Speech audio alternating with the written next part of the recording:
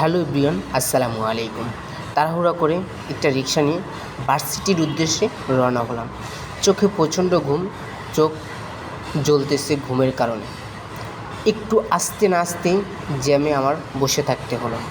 এখানে সময় খুব সংকট, কারণ আমার 9টায় হচ্ছে সিটি পরীক্ষা এবং অ্যাসাইনমেন্ট জমা দিতে হবে। আজকে সিটি পরীক্ষা না দিতে পারলে এই পরীক্ষা আর দিতে পারবো না, তাই একটু তাড়াহুড়া।